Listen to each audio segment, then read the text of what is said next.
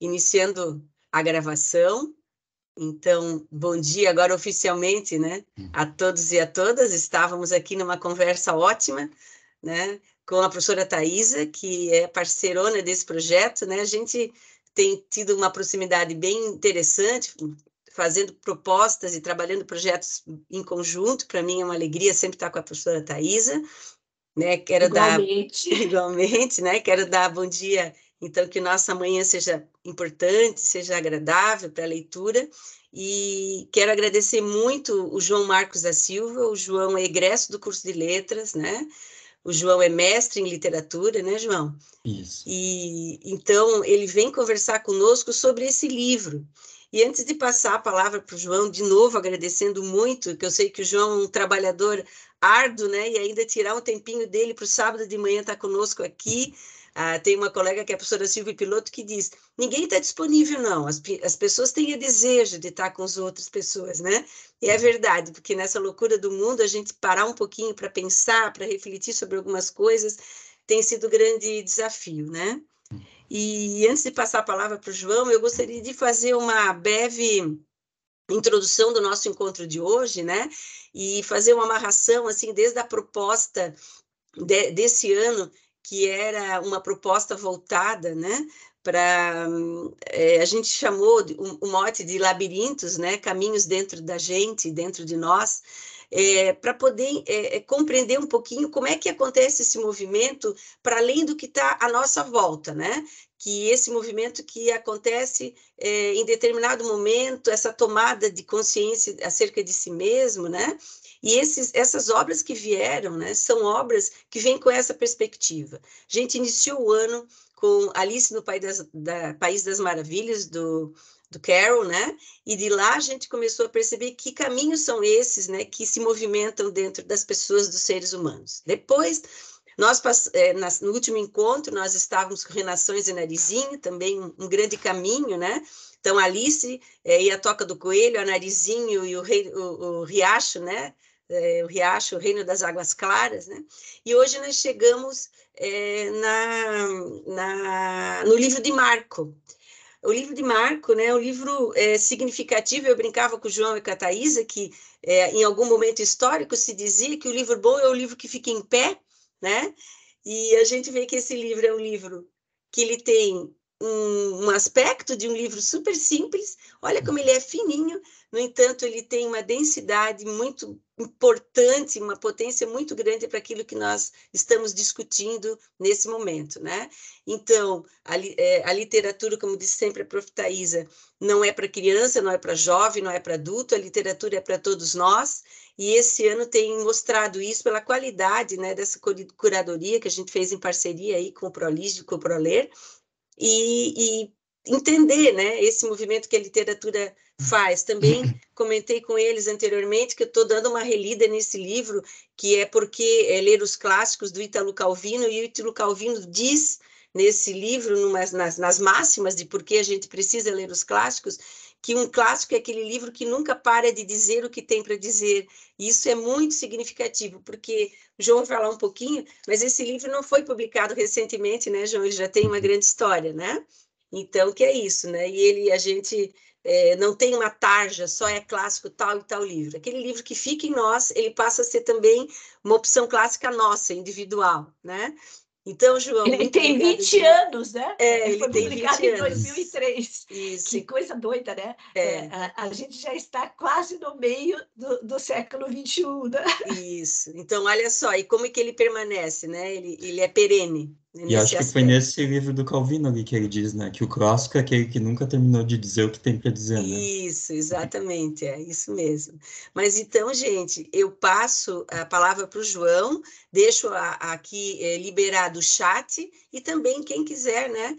Depois, não sei, João, aí você fala da sua dinâmica, como é que você quer, se a gente aguarda a sua exposição, se nós podemos entrar na exposição, então fique à vontade para poder dar o tom da nossa manhã. Tá bom. Beren, muito obrigado pelo convite. Eu sempre tenho um prazer enorme em participar em tudo que vem do ProLige, do ProLer, do curso de letras, porque foi onde eu comecei, né? E agradeço muito a oportunidade mesmo de estar aqui. Você falou de ter o sábado de manhã. Para mim, ter um tempo para falar de literatura é sempre um tempo ganho. E esse livro, o livro de Marco, eu li no curso de letras, na disciplina da professora Alcione, em 2014, então faz quase 10 anos já que eu li. A Bere me convidou para mediar esse livro, e que grata surpresa que ele toca em várias questões que eu vim pesquisando nos últimos anos e que eu vim discutindo a partir de outros autores, né, mas que eu pude aplicar aqui na leitura desse livro. E nenhuma leitura é igual, né? Cada leitura a gente se renova e renova o livro, e o livro renova a gente, né? Então, eu estava falando que eu tenho um pensamento um pouco caótico, então eu tive que fazer um roteiro para mediar essa fala, e daí eu vou propor o que eu pensei, daí vocês vê se vocês topam, e eu espero que sim, porque foi só o que eu preparei. Eu pensei em dividir essa leitura, essa análise, em 3 níveis, em 3 camadas, digamos assim. A jornada, a viagem. O segundo, a memória. E o terceiro, a identidade. E daí, cada um desses níveis, eu pensei em começar falando a partir de um mito clássico. Então, eu pensei em apresentar o mito, falar do porquê eu escolhi esse mito e ele apareceu, e daí a gente fazer umas reflexões em conjunto sobre isso. Pode ser assim? Ok, então... então eu vou começar... esse livro, o livro de Marco, do Flávio Carneiro, né, foi lançado em 2003, 20 anos, como disse a professora Thaisa. E o primeiro nível, que é o mais evidente, assim, já pela divisão dos capítulos e por toda a estrutura narrativa, seria a questão da viagem. Então eu chamei assim, a jornada e o retorno, e eu pensei em falar dele a partir do mito da Odisseia, que eu acho que é um dos mitos fundadores tanto da literatura ocidental e de narrativas de viagens, enfim, de busca. E o que fala o mito da Odisseia, né? O Odisseu, Ulisses, em algumas versões, ele está tentando retornar para casa, mas ele se encontra preso por uma ninfa, Calipso, que se apaixonou por ele, né? E enquanto isso, todos na Terra acreditam que o Odisseu já morreu, exceto a esposa dele, a Penélope. Então todos os amantes e a família, os amantes tentam cortejar a Penélope e a família tenta insistir com que ela aceite o convite, o cortejo, né? E escolhe um novo marido. E a Penélope, ela fiel ao Odisseu e crente que ele não morreu, ela arma um plano para impedir essa chegada, a chegada da escolha, que é tecer uma mortalha para o sogro dela, um tapete, e enquanto ela vai tecendo, à noite, ela desfaz essa mortalha, ela desfaz a costura para sempre o trabalho continuar. E daí a Penélope fala assim: morto, meus pretendentes, morto divino Odisseu, esperai, mesmos ávidos, por desposar-me, até o manto completar, que meus fios em vão não se percam. E é interessante, até um pouco irônico essa fala dela, né? Porque enquanto a gente fala de costura, de tessitura, de construir uma narrativa enquanto memória, é justamente enquanto ela desfaz esse fio que essa memória vai se permanecendo, né? E por que eu trouxe esse mito? Porque eu acho que a Odisseia, antes de falar da viagem, ela fala do retorno. E o Odisseu está tentando retornar para casa. Isso é o primeiro aspecto que eu trago aqui para a leitura do livro de Marco, porque quando o livro de Marco começa, as viagens já aconteceram. Ele está se propondo a narrar essas viagens. Então, é uma certa forma um retorno, né? Então, não é bem um relato de aventura, um livro de aventura, né? Mas sim um relato de uma aventura. E o Marco não está se preparando para viajar, mas se preparando para escrever. Escrever o quê? As 3 viagens que ele havia feito. E daí, na página 10, ele fala assim... Só um momento. Na história que começo a escrever agora, só espero não faltar com a verdade. Só que depois, por exemplo, na página 13, quando ele começa a narrar a primeira viagem, ele já traz, ele conta onde ele vai chegar, e daí ele fala assim, para não perder de vista, escalei penhascos, passei a noite entre os selvagens do deserto, perdi ajuda ao mago de 4 cavernas, deixei minhas pegadas em praias sem fins, me deparando com o frio, a fome, o erro.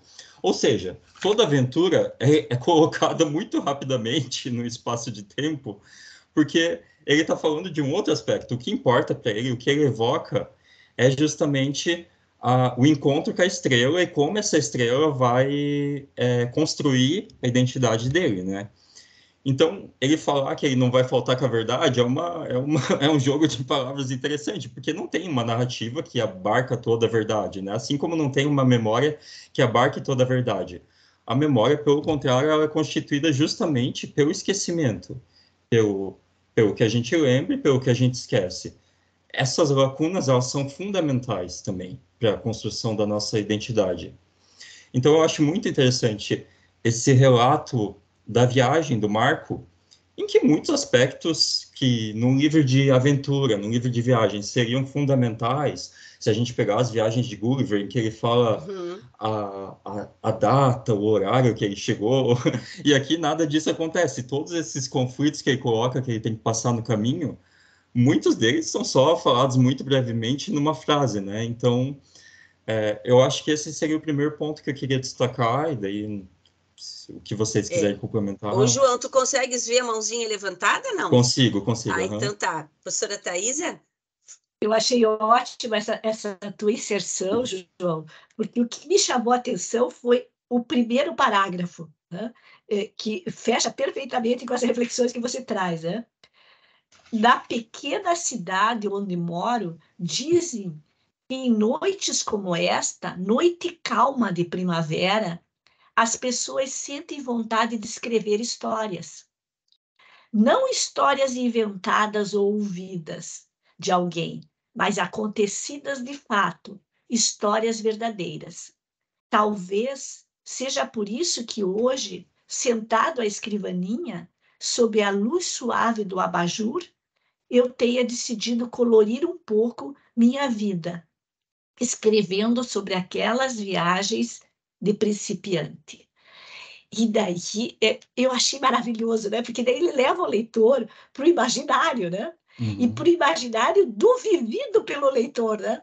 Porque o leitor também, né, tem esse desejo, né, de recuperar, né, as suas histórias, né? E a partir das suas histórias repensar a sua trajetória, né? Então eu achei muito interessante essa abordagem que você fez, né? Porque esse primeiro parágrafo já leva o leitor, né, para aquele mundo da memória, né? E no segundo parágrafo ele já diz: eu era um menino ainda, quando fiz minhas viagens à procura das estrelas cadentes. Né? Quer dizer, não são viagens no sentido de descobrir espaços da Terra, né? Mas são viagens para descobrir os espaços do universo. Né? E daí ele já leva para o leitor, né? Tirando o leitor da Terra, né? E pondo o leitor no universo, no qual a Terra pertence. Exatamente. E, João, essa questão da memória, né, ser construída pela lembrança e pelo esquecimento, né? Aí a gente vê aí o Peixe aparecendo, né, com essa coisa da análise de discurso lá, a Marli sempre fala dessa memória, né, quer lembrar de esquecida, né? E é isso mesmo. Me ocorreu também essa sensação do aligeiramento, né? Porque ele meio que disse assim, eu não vou ficar contando essas histórias que todo mundo já contou, deixa eu contar a minha história de outro jeito, né? Porque aquelas histórias todo mundo já conhece, sobe, desce, enfrenta, ganha, perde, né? E eles, não, vamos mudar o rumo dessa prosa, né? Uhum. E qual dos conflitos que para ele é significativo, né, nessa jornada?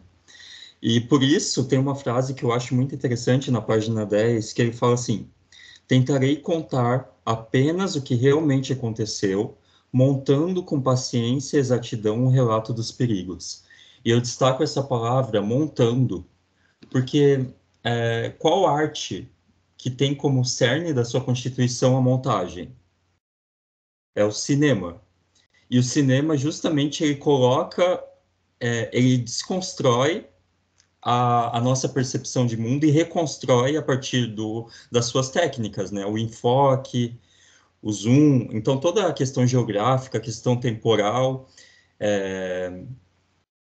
a questão do sujeito é reconstruída no cinema a partir da percepção do que a gente vê na tela, né? Então os conceitos eles são percebidos de outra forma por causa do cinema. E eu acho interessante ele falar a palavra montando, porque, de certa forma, quando ele fala vou montar a narrativa, ele vai alinhando a memória e os pontos das narrativas do que ele lembra e do que ele esqueceu, e nisso constitui uma narrativa, né? Justamente permeada por essas faltas e essas presenças. Prof, Thaisa? Eu fiz um mini curso no terceiro Congresso Internacional de Arte, Cultura e Educação, que foi promovido em parceria com a Univille, né? E um mini curso de cinema. E a professora que ministrou o curso, professora Nádia Neckel, ela coloca bem essa questão que você pôs, né? Que o cinema é pautado na literatura. E ela foi mostrando, né, as múltiplas linguagens que são imbricadas no cinema, e daí a potência do cinema. E ela, como o Congresso trabalhava com artes, educação e literatura, né, e artes visuais e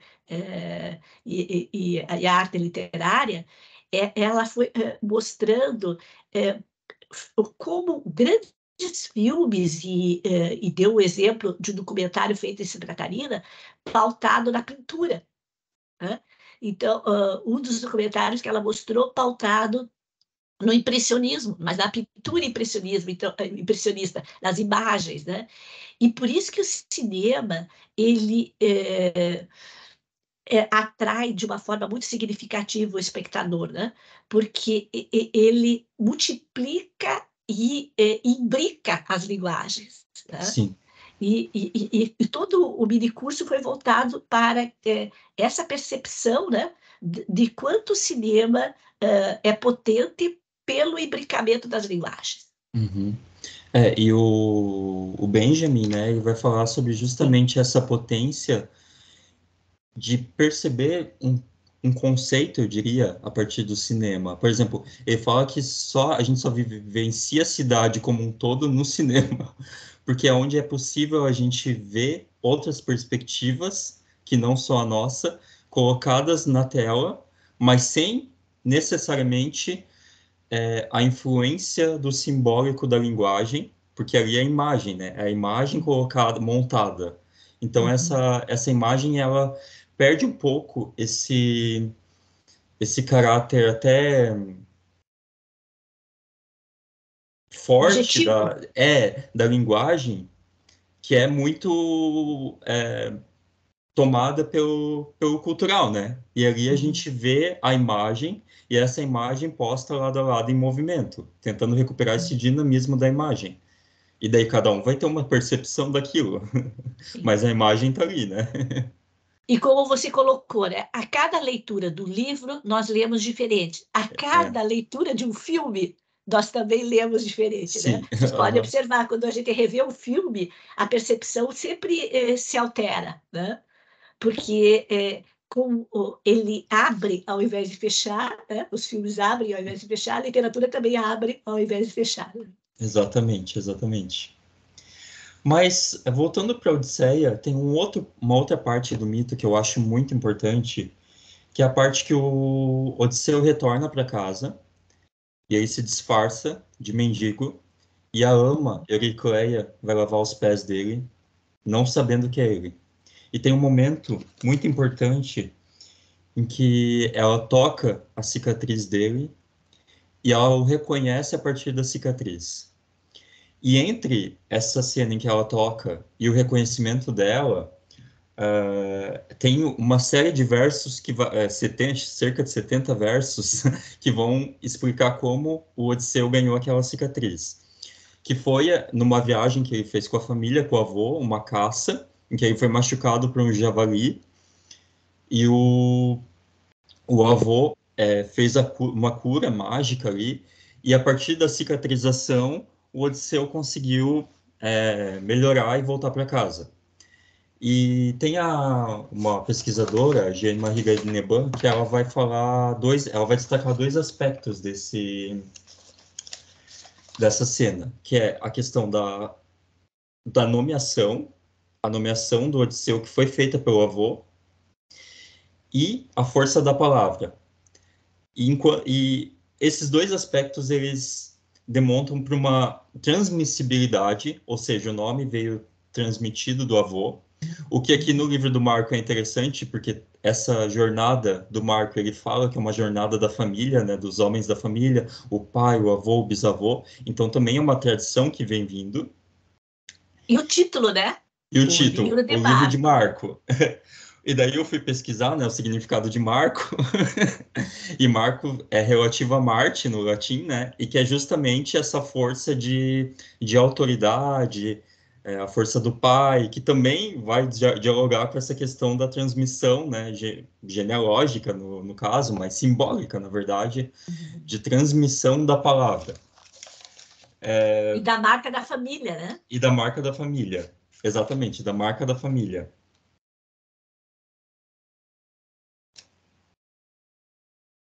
Que eu tinha colocado aqui, deixa eu ver, um trecho na página 9. É exatamente aqui nessa parte que eu falo, né? Naquela época sabia apenas que era preciso viajar, sair de casa, procurando as tais estrelas, como todos os homens da minha família tinham feito antes. Meu bisavô, meu avô, meu pai. Não sabia exatamente o que iria encontrar quando saí de casa, com a bênção de meu pai. Então, a força da palavra também aparece aqui, porque a viagem é dada a partir da bênção, que é uma força, né, transmitida, e ao longo da narrativa, ao longo da viagem, o Marco ele vai recuperando as narrativas e os ensinamentos do pai, né? Embora Ele vai sempre recuperando, né, os sempre ensinamentos do pai, o recuperando. tempo inteiro ele vai recuperando os ensinamentos do pai. Mas é interessante, né? Porque esse ensinamento ele não para só no que o pai falou, porque ele se depara com o novo, né? E o É pai o mesmo desafiador, fala, né? O ensinamento que desafiador. desafia para a vida, né? Exatamente, o pai transmite, mas É. como que o Marco, ao se encontrar com o conflito, ele vai trazer esse ensinamento, mas também vai buscar a própria identidade. Ele não é o pai, E eu ele é acho o que aí a Marco. potência do ensinamento, né, não é impor, mas Exatamente, abrir não é impor. caminhos. É abrir Exatamente. caminhos. E que é a questão da experiência, né? Essa experiência transmitida. É como eu faço relação com esse passado, não simplesmente imitar o passado, mas o passado ele se demonstra hoje em forma de um ensinamento, né? E que é transmitido em gerações.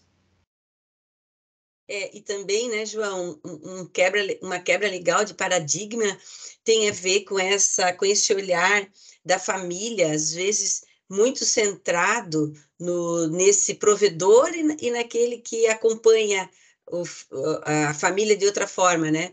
E esse Uhum. pai, ele não é esse provedor, né? Ele é um construtor de memórias também. Então, desloca essa figura paterna, né, para outro lugar.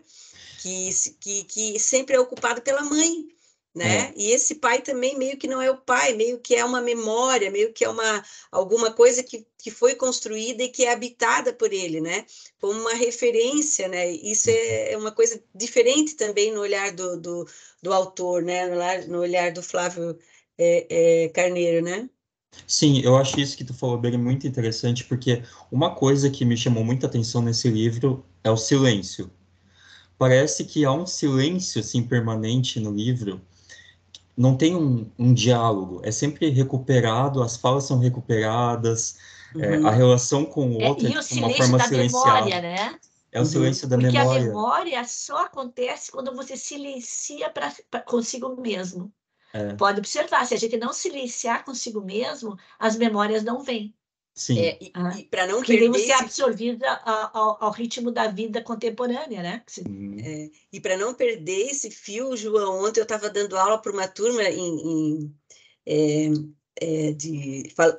da disciplina de literatura infantil, uma turma nova da Univille, e eu sempre dou as 2 últimas aulas da quinta-feira. Ontem não, quinta-feira. E as 2 primeiras aulas eu peguei o livro de novo. Vou olhar de novo, aquele tempinho ali, né?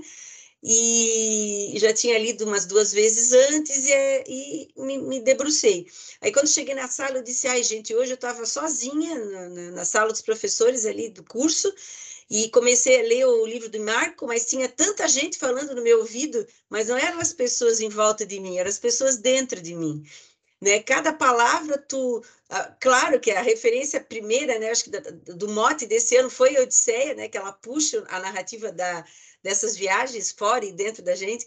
Aí eu disse, nossa, gente, quantos autores vieram conversar comigo, quantas pessoas vieram conversar comigo quando eu reli o livro, né?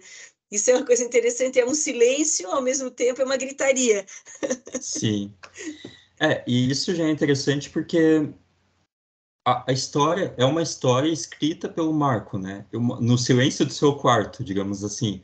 Então a história já tem essa proposta desde o início de ser silenciosa, porque ela é uma escrita, ela não é a aventura em si, né?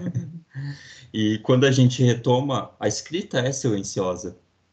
Então, quando a escrita literária, principalmente, né? Então, quando a gente tem que o livro de Marco, né, e não a viagem de Marco, a aventura de Marco, a gente já é colocado nessa esfera do silêncio, né?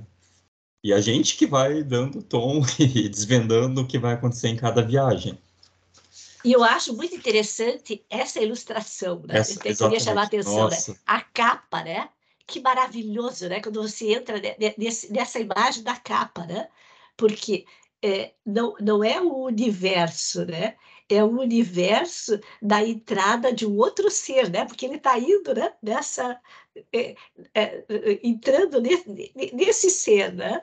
É maravilhosa, né? Essa imagem. Sim.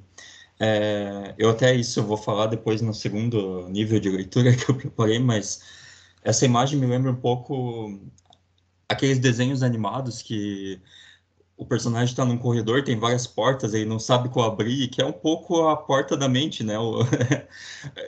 Tem essas várias portas, esses vários acontecimentos do inconsciente, e de repente um salta, a gente abre uma porta e não sabe o que vai vir, e essa memória é evocada, né? E surge quando a gente menos espera, sempre no presente, né? Então, o presente é sempre permeado pela memória que interrompe. Então, não é uma linha cronológica, né?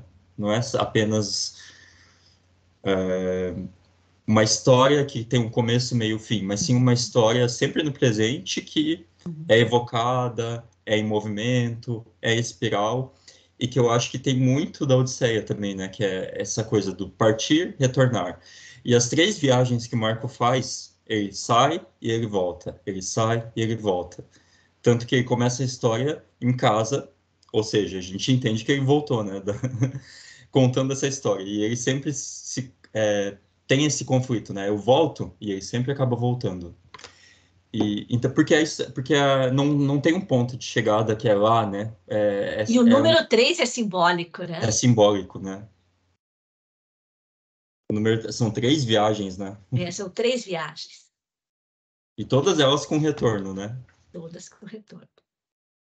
Eu acho que em Dom Quixote também são 3 viagens, né? Ele parte, volta, parte, volta. É, Isso mesmo. é uma coisa que... A diferença é que ele se perde dele mesmo, né? Mas ele Isso, volta. mas ele No volta. território ele habita, ele volta, né? E às vezes é o risco que a gente corre quando parte, né, Verê? É isso mesmo, E eu né? acho que é o grande risco da É o partida, né? grande risco da partida, né? É o grande risco da partida. É. E é isso que ele também está falando. E é isso também que ele está falando. Então, trazendo a imagem do labirinto, né? Quem sabe se perder não é encontrar um outro caminho, né? Um caminho que a gente isso não aí. esperava. Uhum. Porque o reconhecimento do labirinto é só quando você sai dele, né? Uhum. Senão você não volta para contar, mas se você consegue Volta. ultrapassar, você senta na sua mesa sob a luz do abajur e pode escrever a sua memória. Então, o livro já é, nesse sentido, ele é meio, já sossega o coração, né? O Marco voltou, né? Voltou. E a questão do labirinto também é interessante, porque quando você está focado na saída, você não encontra o caminho. Agora, se você permite vivenciar o labirinto, você vai encontrar outros caminhos e a possibilidade, né, de sair. E sai pelo lugar, às vezes, mais inusitado, né? Mais Não aquele que já está inusitado. programado, que todo mundo sai, né? Olha, gente, esse livro pequenininho é uma aventura de leitura fantástica. E metaforicamente ele está falando da vida, né? Porque a vida é um labirinto, né? É um labirinto. Você sabe quando você começou.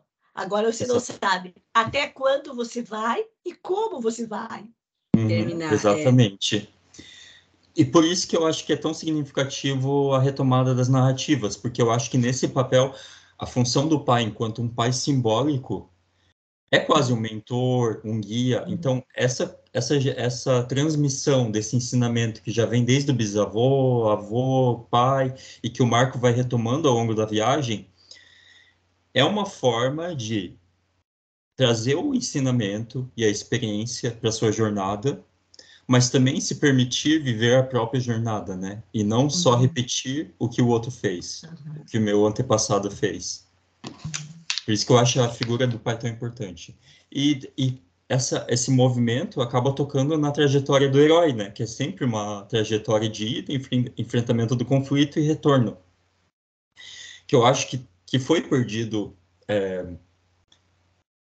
talvez na modernidade, essa ideia no sentido de pensar linearmente e que influencia em ideias como meritocracia, como sucesso, conceitos de sucesso, que é sempre uma guinada para frente, para cima, você tem um objetivo, um fim, que é o que vai te determinar enquanto sujeito, né? Eu acho que a modernidade passa muito essa ideia de que está rompida hoje, mas as pessoas não se dão conta disso, né? De continuidade e de um projeto, como se a vida fosse bem-sucedida, fosse ligada a um projeto que possa dar certo, né? E daí muitas Exatamente. frustrações, né? Porque as vidas são Muito mais que intercambiadas isso, né? de nuances, né? E você vai tendo que administrar a partir dos ocorridos, né? Uhum. E por mais que a gente repita esse discurso, né, de entender que a vida não é essa vida programada, né, como se fosse nós não temos um algoritmo na nossa vida, né, e a frustração vem justamente por causa de, ao mesmo tempo que se tem essa tomada de consciência, né, na contrapartida as pessoas estão se deprimindo porque não se dão conta de que pode fazer diferente, de que a gente está num labirinto, mas não tem só uma saída. Né? Considerando o labirinto como não só como esse exercício de libertação, mas como um espaço de vida enquanto você vive nesse espaço. E aí o que acontece? Essas frustrações vêm porque por mais que eu saiba disso, o discurso ainda não está na minha consciência.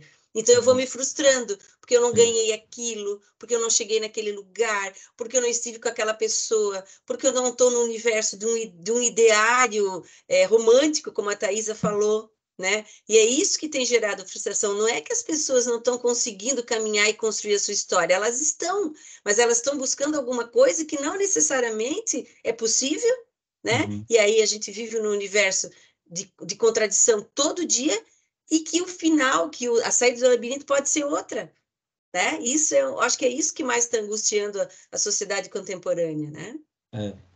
E eu fui assistir a fala do Krenak na Feira do Livro, e ele colocou uma frase assim, aquelas frases simples que repercutem na gente, né? Ele falou, aquela pergunta, o que a criança vai ser quando crescer? O que você quer ser quando crescer? E a criança já é, né? Nós já somos. Nós já somos. Isso já somos.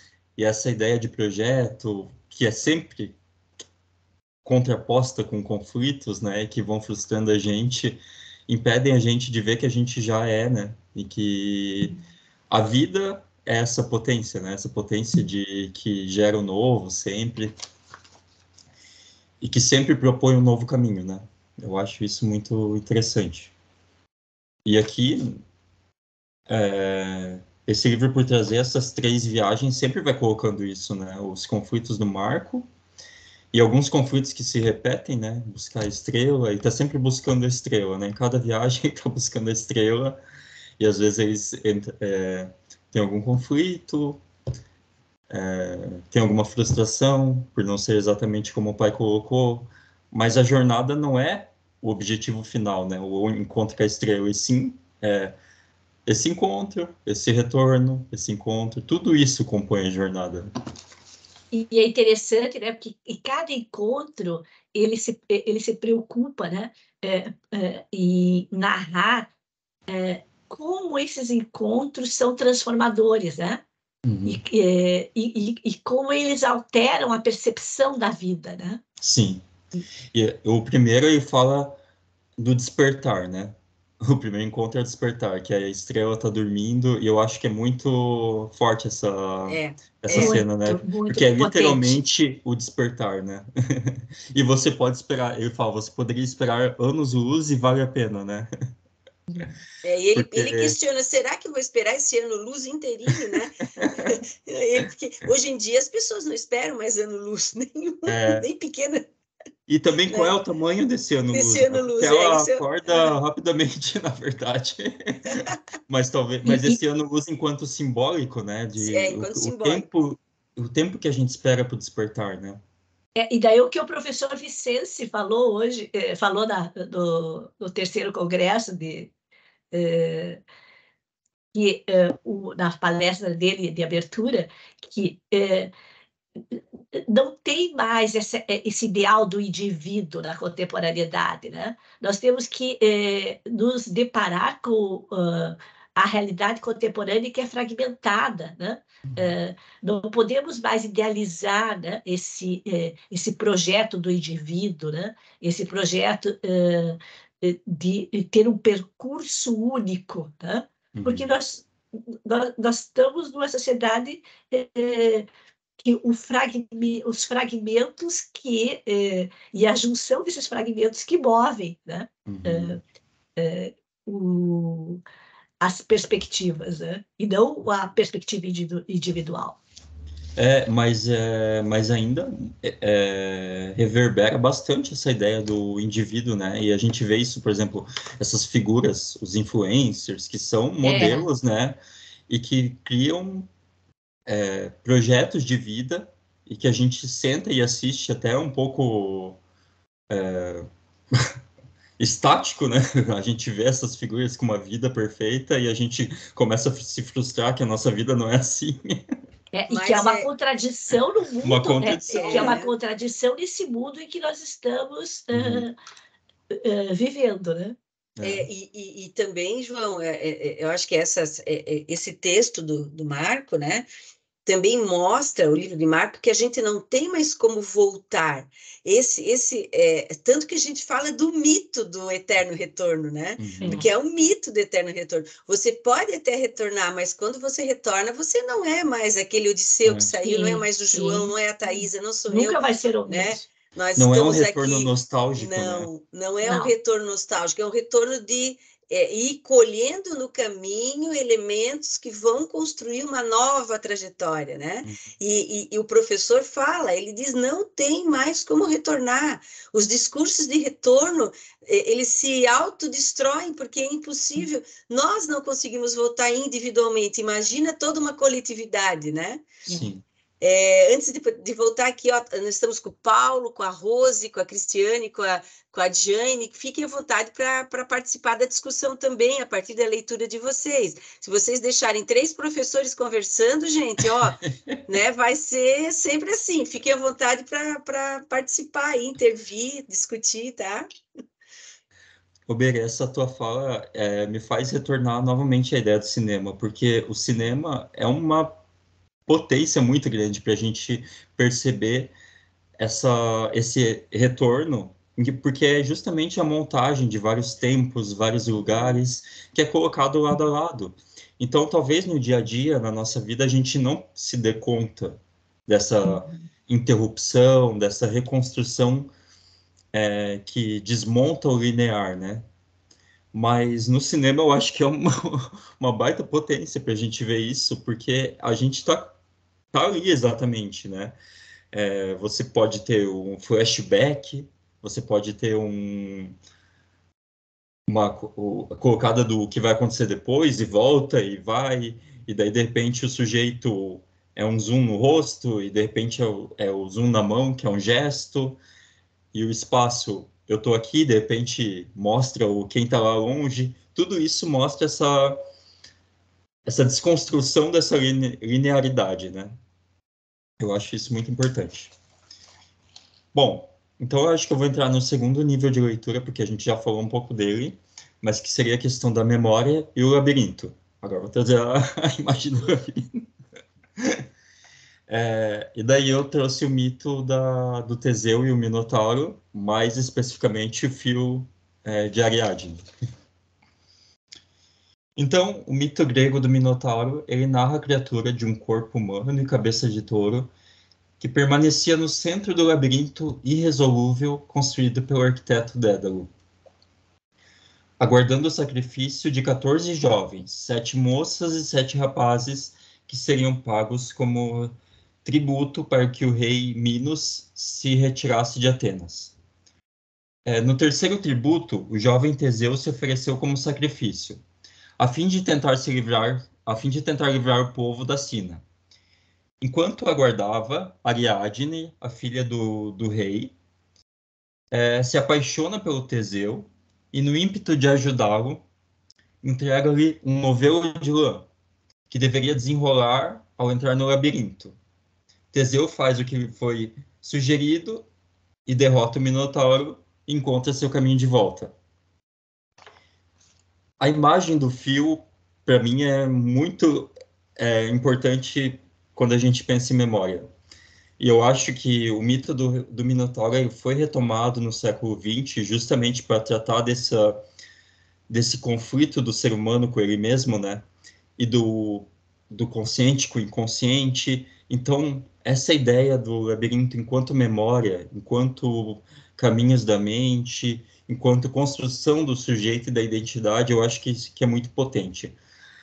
Eu esqueci de mostrar umas imagens que eu queria no primeiro.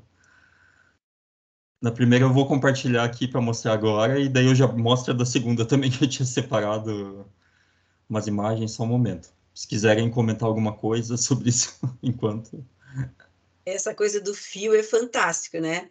É. E até me lembrei agora ó, você está falando em cinema, né? Mas desse fio que ligava a realidade com a ficção no Avatar, né? Era um fio que puxava, né? Que ligava, né? E também no Sim. Matrix era um fio imaginário que separava, né? Uma linha imaginária que separava a realidade da ficção, né? Pensando nos fios mais contemporâneos. Se a gente for olhar para trás na história do cinema, meu Deus, né? A gente vai encontrar esse espaço de interligação, né? Sem falar do cordão umbilical, né? que é quando se rompe é que a vida se faz num espaço de maior liberdade, né? Mas esse Sim. fio ele é extremamente significativo para nutrir o ser humano das realidades, de quem ele é, né? Das histórias que depois ele tinha e as histórias que ele vai contar depois, né? Nossa, essa do cordão umbilical, ótimo, Berê, é bem isso, né? É a origem, né? Tá ali, né? Uhum. Desde o início da vida, É. né? Uhum. Estão visualizando? Sim. Então, aqui é uma pintura, né, do Odisseu e ama Euricleia, no momento que ela está lavando os pés e toca a cicatriz. A Uhum. cicatriz também enquanto metáfora de memória, né? Enquanto Sim. metáfora de transmissão da memória.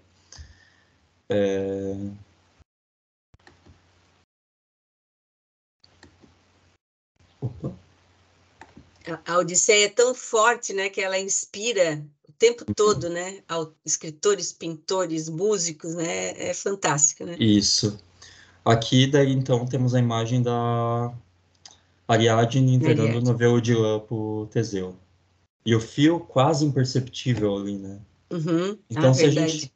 se a gente pensa enquanto... o fio tá preso aqui Uhum. e vem. E se a gente pensa enquanto o labirinto, enquanto essa memória da mente, e dos percursos da mente, da memória, do inconsciente e consciente, esse fio se torna uma forma de organização, porque a mente pode ser caótica, né? E o caminho pode ser caótico. Mas assim que a gente transforma isso em projeção exterior, em relação com o mundo, a gente cria uma forma de organização, né? E eu acredito que o fio é muito simbólico nesse sentido.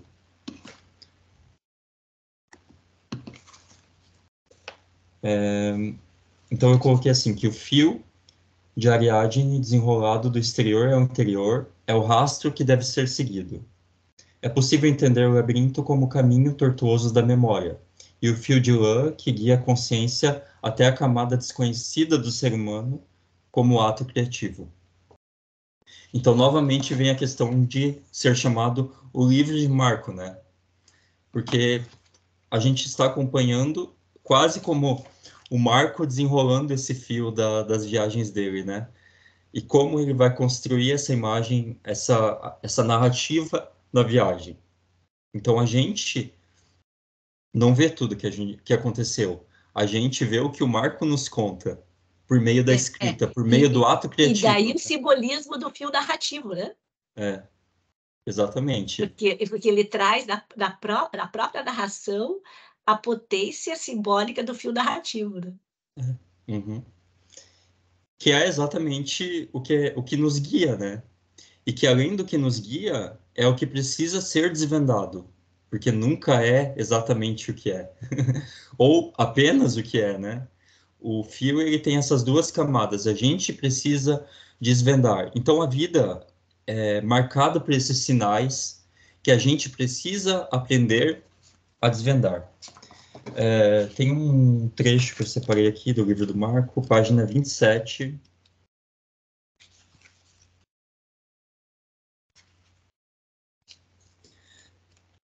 No último parágrafo, meu pai tinha me ensinado que nessas horas em que mal dá para enxergar a lua, que dirá as estrelas, a gente deve se guiar pela terra.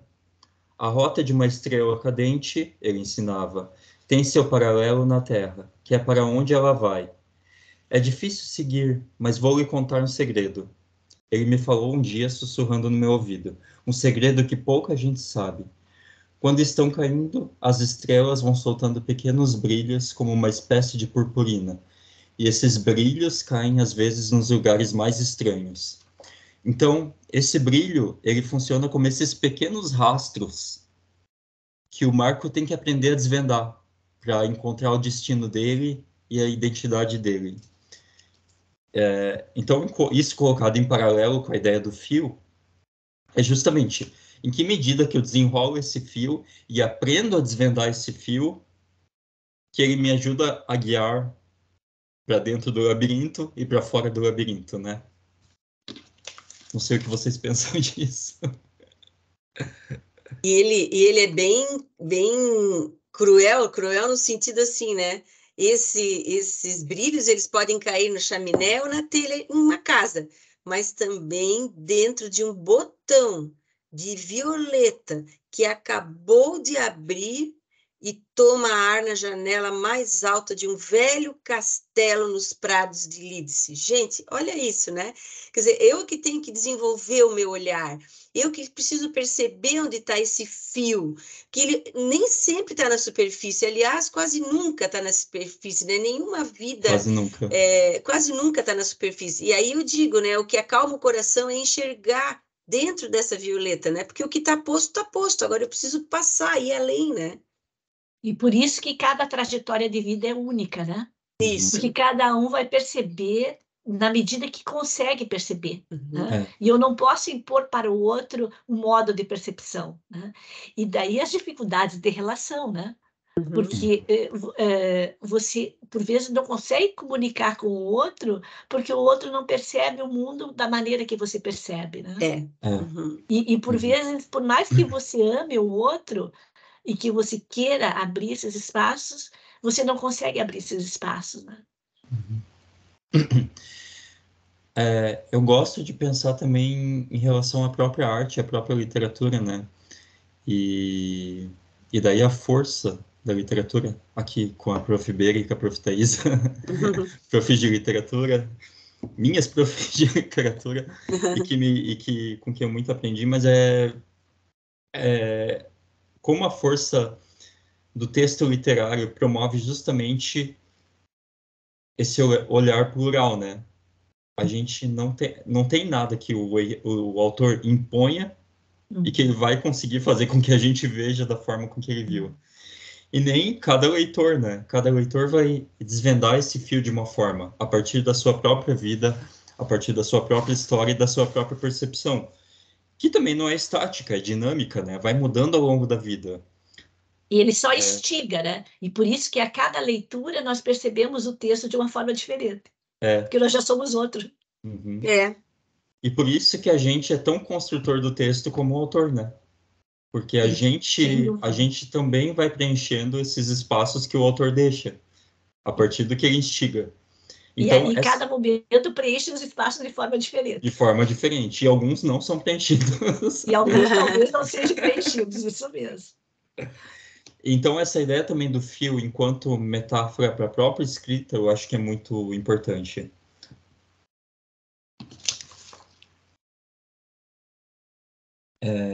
Tem um outro trecho. Esse trecho aqui que o Marcos na página 33, que o Marcos se encontra com aquela criatura, Falak, que ele só pode olhar nos olhos, né? Uhum. E ele fala assim: o que vi não dá para esquecer. Vi um incêndio. Me vi no meio de um incêndio, caminhando entre labaredas na direção de uma porta que nunca chegava. Era uma porta fechada, negra, com uma estrela brilhando no alto. Eu sentia calor, mas não me queimava. Caminhava rápido, a passos largos, depois mais rápido, correndo, mas a porta não chegava nunca. Parecia se afastar de mim, como se estivesse se movendo no mesmo ritmo que eu. Então isso eu retomo a imagem do labirinto, e esse labirinto da mente mesmo, né?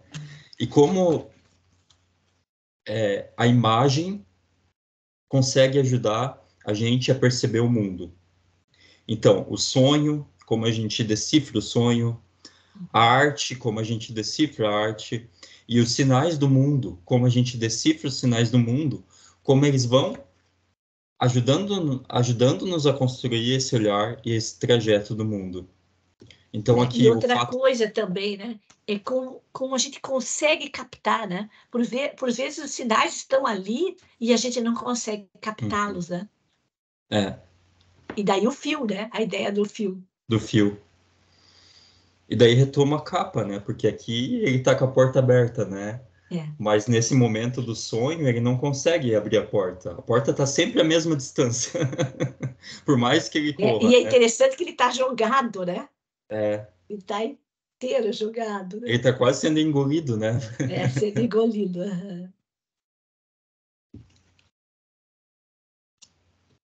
Então, há uma relação entre o fio da Ariadne e a busca pela identidade, né? Se na primeira viagem há um despertar, a estrela acordando, neste há um aprofundamento da relação com o outro, um movimento quase erótico. Tanto que no final, na página 38, ele vai falar, né? Meu coração batia numa folia sem fim, mas aos poucos meu corpo foi se ajustando, buscando o equilíbrio, uma forma possível, descobrindo uma temperatura. Maria deve ter percebido e sorriu, concordando. Manteve seu olhar grudado no meu, aproximou o rosto, me beijou e caímos, fundo, bem no fundo do vulcão. Porque o livro também vai falar de um despertar da identidade, mas também da adolescência, né? Sim. Então, se no momento tem esse despertar, mas a gente só vai conseguir se construir a partir da relação com o outro, né? Com o diferente. E esse diferente vai nos ensinar a perceber como a gente é e a construir quem a gente é. Então, E da entrega, né? Da entrega. Então, essa E da segunda coragem viagem... da entrega, porque eu acho que o mais preciso difícil coragem, é né? a coragem da entrega. Sim. Mas que é o que vai ser o ponto de mudança, né, da nossa vida. Mudança em questão de transformação e percepção de si, e não enquanto projeto, né? E, não se, e se a gente for pensar, né, o mais corrente é essa mudança não como transformação de si, mas como projeto. É. É valorizado o projeto, né? E não a transformação que é o mais potente, né? Por quê? Porque a transformação de si, ela acaba fazendo com que a gente perceba a nossa incompletude, né? Enquanto ser humano, enquanto experiência do ser humano. E o projeto, ele não aceita, né? Ele não aceita Não. a falha, ele não aceita a lacuna, ele não aceita a falta. Ele exige que nós sejamos completos. E isso é contraditório com a condição humana, né? Então, por isso... é contraditório com o próprio conceito de projeto, né? Porque o que está escrito, o que é um projeto, né? Alguma coisa que pode vir a ser uma realidade. E que, olha, eu vou contar, raros são os projetos que a gente começa e termina. Eu não conheço, olha, sinceramente, eu não conheço nenhum projeto que eu tenha iniciado até hoje, em qualquer âmbito. No âmbito, assim, há um projeto de uma casa, projeto de uma vida, projeto de uma aula, tudo isso se dilui, né? Porque isso tudo se constrói na relação com o outro. Na relação e no tempo, e vai se transformando em função da relação. Então, essa tentativa, né, Thaís, dessa individualidade, cada um deve cuidar da sua vida. Né? Isso não existe, não tem porque mais sentido. Não consegue mais cuidar da sua vida. A gente não vive mais sociedades... Ninguém conseguiu isso. Talvez em algum momento em que utopia. as sociedades eram fechadas, né? Não, e mas também... é uma utopia. Eu acho que desde sempre foi utopia, né? A Odisseia é uma utopia, né? Em si só, né? Por si só, né? Sim. Pensando aqui. Isso vai mexendo com a gente, né, João? Porque o outro é fundamental, né, na nossa construção, né, de é só com o outro que a identidade. gente vai se constituindo, né? Só se constituindo na relação com o outro. E com o diferente, né? E com o diferente. O outro é sempre diferente, mas... Sim, sempre vai ser diferente. Se a gente pensar numa questão de bolha social, né, a gente às vezes acaba tentando se assemelhar, né, esquece a diferença e isso vai sempre gerar frustração e o conflito não deixa de existir, né? Isso é muito interessante. E eu acho que a construção da narrativa vai mostrando isso, porque é justamente nessa segunda viagem que ele vai perceber a importância da relação com o outro, né? Se a primeira é um despertar para a viagem, a segunda vai demarcar essa necessidade da relação. E é um crescimento também, né? É um crescimento e essa chama, né? Esse fogo, né? Que ele se refere aí no vulcão é o que move o mundo, né? O que move a vida, né? quem nós somos, a nossa sexualidade, nosso espaço no tempo, esse mito né, às vezes de ter filhos para dar continuidade à nossa história, como se fosse a mesma história. Eu olho para o teu filho, mas teu filho é tão diferente de ti, nossa, ainda bem, né? Porque é outra história, né? É outro mundo, essa ideia de que da continuidade, né? Precisa ser rompido, né? Isso é tão louco, né? É porque eu acho que essa continuidade, essa transmissão é muito mais profunda do que essas questões que são colocadas pelo projeto, né? Que podem ser vistas, né? A gente nomeou o projeto como uma entidade agora. Mas esse ideal de vida, né, que se tem como, o meu filho vai ser o que eu quero que ele seja. Isso são questões que vão se construindo ao longo da vida. Eu acho que essa transmissão é uma coisa muito mais coletiva e simbólica que vai se transmitindo, esses valores. E que volta e meia entram em conflito, né, e surgem de formas ou apavorantes, ou destruidoras, ou formas de potência de luta, de resistência, mas que são coletivas e não individuais, né? Não são individuais, é verdade. O pessoal tá tão silencioso, não sei se vocês estão gostando.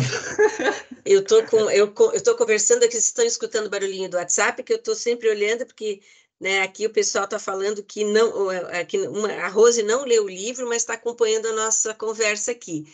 Bom dia, Paulo, tudo bem? Então, às vezes o pessoal vem, mas não consegue. Esse livro talvez tenha tido um pouquinho de dificuldade na hora de adquirir o livro, né? Mas eu acho que as discussões que a gente traz aqui, elas transcendem, né, essa questão, né? O João está numa condução maravilhosa, João. Estou muito feliz de estar te ouvindo aqui. Imagina.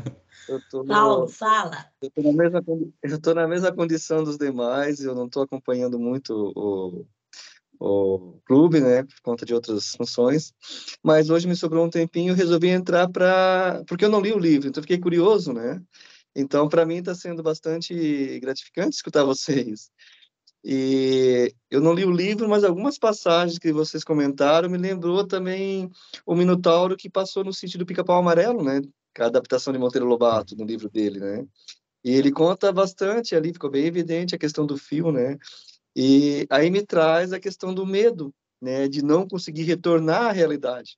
Sim. Né, porque o fio dá a sensação, não, eu vou ter que colocar o fio de lã para poder voltar, ao mesmo tempo que eu estou com medo de enfrentar enfrentar o novo, né, e de repente não conseguir voltar para a minha realidade, né. Então, acho que às vezes faz nos pensar o porquê que tantas pessoas ficam no mesmo local, porque não encontram esse fio do medo para tentar avançar.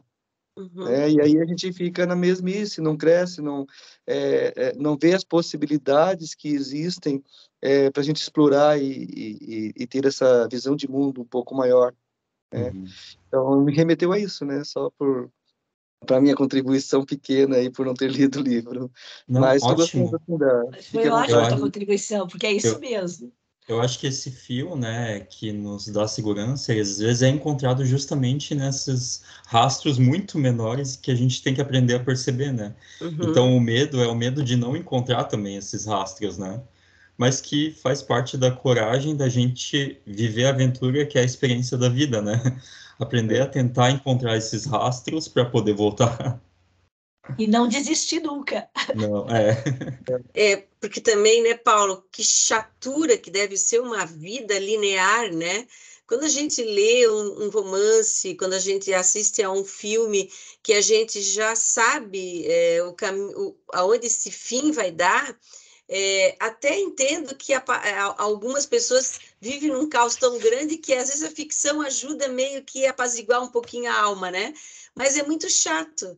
Os alunos sempre perguntam para a gente como é que eu sei que um livro é bom, né? O livro é bom quando eu não sei para onde esse livro vai levar, né? Quando eu não compreendo ainda o que esse livro vai significar para mim, né?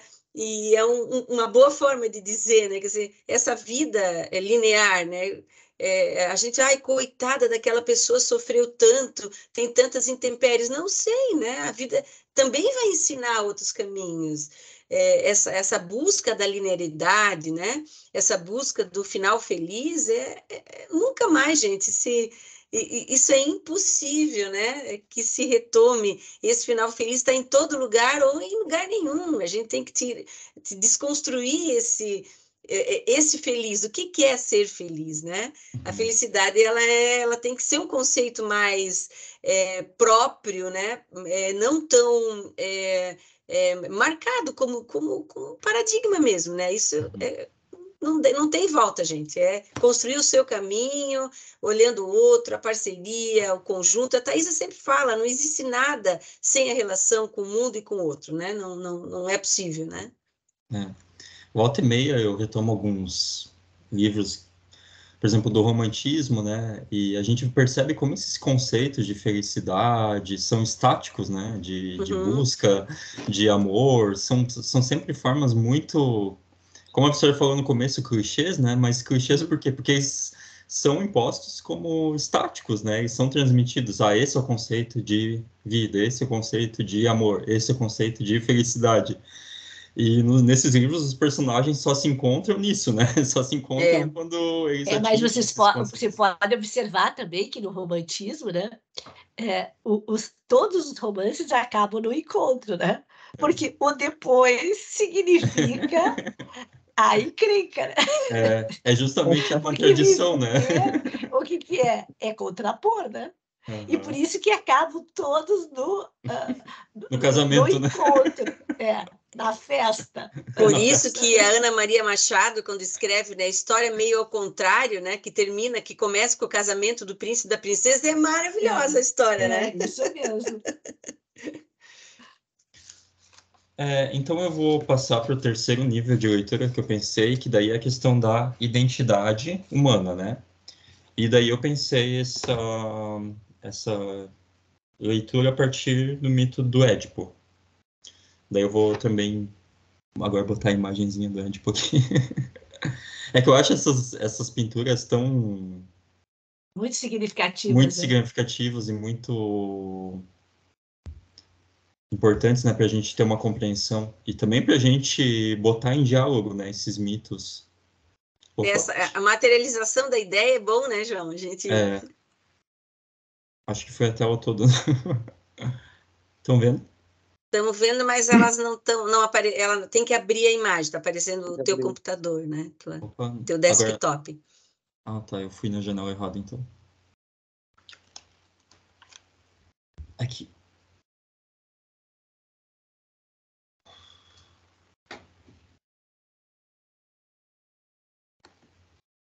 Só um momento, gente. Falhas da tecnologia.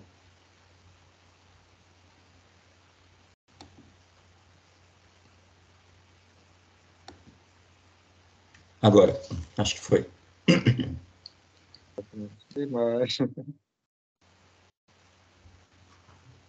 Estão visualizando agora? Sim. Certo. Então, o mito do Édipo, né? Essa cena que importante, que é quando o Édipo se encontra com a Esfinge, né? Para entrar na cidade. E a Esfinge lança o enigma para ele, né? Qual animal que anda com 4 pernas de manhã, 2 à tarde e 3 à noite? É ótimo isso. Então, a introdução ao mito, né? O mito do Édipo é um dos pontos fundamentais e centrais da psicanálise, né? Para a compreensão da condição humana. No mito, Édipo, tentando fugir do destino professado pelo oráculo, de que mataria o próprio pai e se casaria com a própria mãe, se direciona justamente para esse destino, confirmando a profecia. Por que eu retomo essas imagens na leitura do livro do Marco? Porque eu acho que esse livro, como a gente já falou, ele fala do caminho pela busca da própria identidade, mas também pela evidência do papel do pai na narrativa. Sim. Aliás, essa busca pelas próprias estrelas, ela inicia através dos ensinamentos do pai e continua pela procura dos sinais, que a gente falou, né? E é uma procura que parece quase como um destino, porque ela vem de gerações, né? o Marco tem que fazer o que o pai e o avô fizeram. Então ele segue esse destino, mas como a gente falou, as narrativas do pai, elas vão até um momento, né? Porque tem um momento em que o Marco tem que enfrentar sozinho essa busca pela identidade dele, que não é suficiente o que o pai falou. Então, como a busca pela origem é um tema central no mito, pois o Édipo é movido por um desejo de conhecer as suas raízes e a sua verdadeira identidade. Ele busca descobrir quem são seus pais biológicos e entender sua linhagem.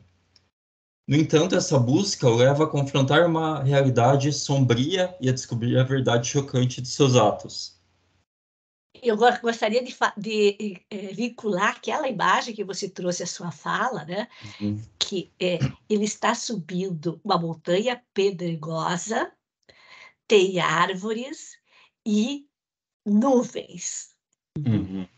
Tá? Então, associa perfeitamente a imagem ao teu discurso, né? Uhum. Porque a vida, né, é sempre um caminho, né, que pode ser mais leve ou mais pesado, né? Mas ele Sim, sempre vai ter pedras, né? sim. E nuvens, né? Quer dizer, não é Uhum. só sol, né? Você tem que enfrentar as nuvens, porque a nuvem gera água, né? E a vida é líquida, né? Uhum. E a terceira viagem é para onde, né? Do Marco para o mar. Para água, né? Para água. Para água. E se a primeira é bem silenciosa na floresta e a terceira é incandescente, né? Com muita luz, muitas cores fortes, a terceira é a água, é o mar, é a ilha, né? E no mito do Édipo, é engraçado porque a gente já começa com ele com o destino concretizado, né? Ele faz um retorno para descobrir as origens. É o Então retorno às origens. é quase uma narrativa policial, né? Porque ele vai, todo mundo fala, não vai atrás que tu vai descobrir coisa. E ele fica retornando, né? Não, eu quero descobrir o que o oráculo tá falando. Quem que é isso? Quem que fez isso? Quem que matou o próprio pai? Quem que se casou com a mãe, né? E ele já tá casado com a mãe, já teve filhos com a mãe e já matou o pai. Então, essa descoberta, esse retorno, ele pode ser conflituoso e doloroso, né? Porque ele pode levar a um final trágico, como ele leva no mito, porque descobrir a própria identidade é ser colocado diante desse conflito e desse desafio, que é muito difícil. E como foi falado, precisa coragem, né? E precisa estar preparado, né, para ouvir e para se defrontar com essa verdade. Né? E é por isso que a psicologia, a psicanálise, né, ela auxilia tanto o ser humano na discussão acerca de si mesmo, né? O que faz um terapeuta? Ele media a nossa possibilidade de entender que a nossa vida ela é complexa, né? Ela não é só aquilo que mostra ser, não é o trabalho, não é o estudo, não é a profissão, é um universo dentro da gente que se movimenta tanto, e que a gente às vezes não dá conta e precisa da mediação de alguém, né? Então vem aí, como que o Édipo vai, como que eu vou dar conta de ter matado meu pai, ter casado com a minha mãe, né? Desconstruindo toda uma impossibilidade, né? E o que ele faz com isso, né? Que aí o João vai continuar a falar ainda. E eu acho, Beri, que essa mediação é importante no sentido de colocar justamente a relação com o outro, né? Com o mundo. Porque não é individual e não é sozinha, né? Ela é uma busca do sujeito, mas o sujeito sempre colocado em posição ao mundo, ao objeto, ao outro, né? Isso eu acho que é importante. Bom, eu não sou nenhum especialista de psicanálise, tá, gente? Mas trazer alguns conceitos assim breves só para a gente poder falar disso, porque eu acho muito importante, né? Então, na psicanálise, uma das possibilidades de compreensão do mito é de que o menino passa por uma fase em que deseja a exclusividade do afeto da mãe e ele vai criar uma rivalidade com a figura do pai, né? Do pai. Lembrando que essa mãe e esse pai são sempre simbólicos, né? Principalmente após a leitura de Lacan do que Freud falou. Então, a gente precisa pensar esse pai como um sujeito simbólico.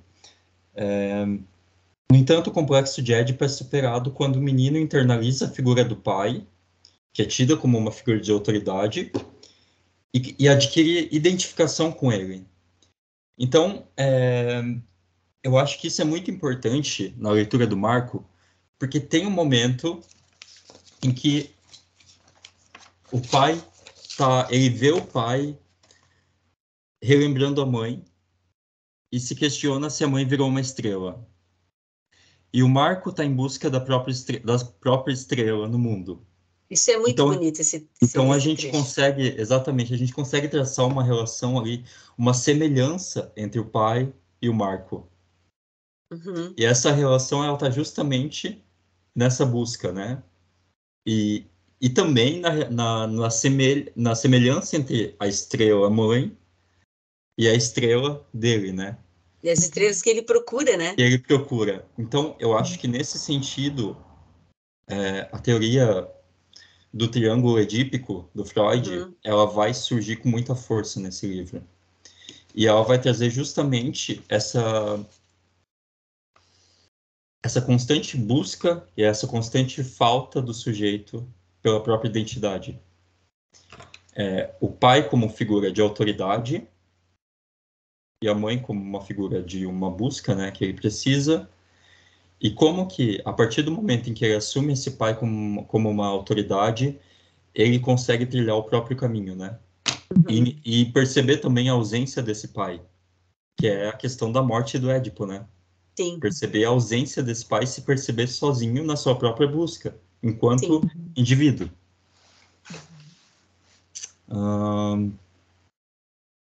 E também então, a presença da mãe como desejo, né? Como desejo. Ou seja, vai falar sobre a construção dos afetos, né? A construção dos afetos e como aprender a lidar com esses afetos. Porque essa mãe está muito presente ali em forma de estrela, né? E o desejo dele é direcionado a essas estrelas. Então, isso simbolicamente, na construção do sujeito, é muito forte, né? E ao colocar o Marco como um adolescente, né, a gente vai percebendo isso. Daí eu trouxe também a leitura que o Lacan vai fazer do que o Freud falou, né? Porque daí o Lacan vai trazer o complexo de Édipo por uma dimensão simbólica e da linguagem. Então, ele vai argumentar que o complexo de Édipo está enraizado no simbólico e que é um sistema de significados compartilhados pela sociedade através da linguagem, né? Então, o papel do pai para Lacan é fundamental na construção da subjetividade, porque ele vê o pai como uma figura simbólica que representa a lei, a ordem, a autoridade, e também o acesso à cultura e à linguagem. A morte do pai, em termos lacanianos, não é uma morte física, né? É uma morte simbólica da perda do poder e da autoridade que o pai representa. Ou seja, a castração aqui vai justamente quando o sujeito se defronta com a própria falta. Uma falta fundamental, né?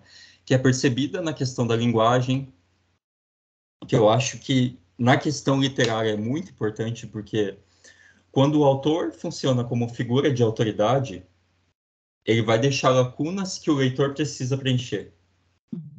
Só que o autor também tem suas faltas, tem essa falta fundamental, que só é preenchida pelo leitor. Então, a linguagem literária, enquanto função assim de relação entre os outros, vai sempre ser permeada por essa falta e essa presença, né? E essa falta vai ser fundamental, porque ela é cultural e ela é fundamental na construção dessa identidade. E por isso que ela é metafórica, metonímica, né? Porque é esse exercício metafórico e metonímico que abre esses espaços, né, para esses encontros com o outro. Exatamente. Como aprender a desvendar essa metáfora, né? E não há um só jeito, não há um único jeito de desvendar, de interpretar. E eu acho que isso é importante porque o Marco, em vários níveis aqui no livro, porque o Marco tem que interpretar a história do pai, assim como o Édipo tem que interpretar o enigma, né? O enigma, ele não é apenas uma contagem de pernas, né? Qual é a criatura? 1, 2, 3, 4. Ele tem que entender todo o âmbito simbólico que a esfinge está Dessa humanidade, pondo. né? Dessa humanidade, né? Isso, da onde ele está inserido, né? Porque vem uma simbologia de toda a construção humana, do ciclo da vida humana, que ele tem que interpretar para poder desvendar o enigma. Então, a gente, enquanto sujeito, quando se depara com conflito, também tem que adentrar ao âmbito do simbólico para poder entender. E daí aqui eu vou começar a retomar todas as questões que a gente vem falando desde da Odisseia, porque é esse retorno, né? Esse retorno, ele cria uma relação entre o sujeito e o que foi transmitido a ele. O que foi transmitido através da linguagem é uma transmissão permeada por falta, por ausência, por lacuna. E cabe a cada sujeito, ao encontro do seu conflito e na sua jornada, tentar desvendar e preencher essa lacuna, né? É isso aí. Vocês têm algum pensamento sobre isso? Acho que essa questão é bem fundamental, né, nessa leitura aqui. Eu acho, né, que a vida, né, da gente, ela é esse exercício de tentar buscar as lacunas, né? Uma vida sem lacunas, primeiro que ela é irreal, né? As pessoas, quando se deparam e quando elas conseguem decifrar o enigma, às vezes existe um grande desespero, e a maturidade é o lugar para decifrar o enigma, né? Eu acho que nenhuma pessoa é madura a partir do momento que ela não percebe onde estão as lacunas. Então, existe um movimento contemporâneo, né, de tentativa de voltar a um mundo perfeito. Isso e a literatura fala conosco o tempo todo, desde da Odisseia, que não existe mundo perfeito. Volta e meia a gente diz, a literatura contemporânea, gente, sempre foi assim. Mudava era o gênero, mudava a forma, mas o conteúdo, aquilo que o artista tem nos dito, é sempre a mesma coisa. Né? O mundo ele é construído por espaços que eu preciso buscar, que o João trouxe como lacunas, né? E quantas vezes a gente, às vezes, tem que pular por cima de uma lacuna dessa, porque a gente não deu conta de decifrar, né? E tem gente que também não quer decifrar, porque talvez não dê conta de decifrar. Então, eu acho que esse é o papel muito da literatura, desses encontros que a gente tem, né? Porque eu acho que a gente entra de um jeito aqui no encontro desse, né, com a mediação brilhante de João, e sai diferente, né? A gente, talvez, quando se deparar com uma lacuna dessa, né, João, que Thaís, Paulo e todos que estão aqui, a gente tem uma outra perspectiva de olhar. Eu sugiro para o João publicar essa leitura, porque você fez uma leitura tão bem construída, João, que eu sugiro você publicar essa leitura, porque essa relação com o mito, da maneira com que você fez, mostra, né, o quanto a literatura contemporânea é vinculada a essa construção de visões de mundo, né? E que o quanto o mito, né, está presente em todos os tempos, né? Não só naquele tempo, né? Consequentemente, com releituras, né? E releituras em função do momento em que nós estamos vivendo. Em cada momento nós vamos ler o mito a partir do mundo em que estamos inseridos, né? Mas essa força, né, do literário que não é marcado pela temporalidade, né? Mas é marcado pelas possibilidades de relações diferenciadas a cada momento. Sim. Isso. E mesmo essas produções, né, que hoje a gente tem um olhar extremamente crítico sobre algumas produções lá do passado, elas também buscavam essas lacunas. Elas buscavam desconstruir ou perpetuar algumas coisas. Então, esse artista, dependendo do lugar de fala dele, ele buscava isso. E do momento em que ele estava vivendo. Em que ele estava vivendo, né? Então, por isso que eu me espanto com alguns autores, com a clareza que eles já tinham, num tempo tão pregresso, de olhar para o futuro com tanta perspicácia, e que a gente lança a mão dessas obras, né? E olha para o presente e diz, nossa, essa pessoa conseguiu construir um mundo a partir daquele momento mais isolado, mas ele já adivinhando o que estava acontecendo, né? E aí a gente pode citar vários deles que estão na mídia, que ganham prêmios, mas a gente pode, com tranquilidade, citar o Flávio Carneiro, né? Quer dizer, não é só a literatura que está na revista, no jornal, nos 10 mais, é a perspicácia da gente de buscar, né? Agradeço aqui publicamente a professora Alcione, que me deu a ideia de trazer esse livro, discutimos depois, né? É que essas histórias, elas nunca, como o João falou, né, nunca terminam de contar o que tem para dizer, né? Já que é do Calvino, né, essa questão aí. Bem, uma coisa que tu falou que eu acho muito importante é a questão, né, desse sujeito completo, né? E que essa imagem do Minotauro, no centro do labirinto, ela vai vir justamente no século XX, no início do século XX, para desconstruir essa imagem, né? Esse homem com cabeça de boi, de touro, que está lá no interior, né? No interior do sujeito. Bota interior, né? No labirinto, mais profundo. No meio do labirinto, que é destruidor, né? É destruidor. E que precisa ser enfrentado. E essa imagem do Minotauro vai ser retomada por muitos artistas. Eu estava procurando aqui agora, porque essa imagem sempre, embora muito conhecida, sempre é importante, que é o quadro do Picasso. Vou só botar aqui. Ah, verdade, João. Boa referência.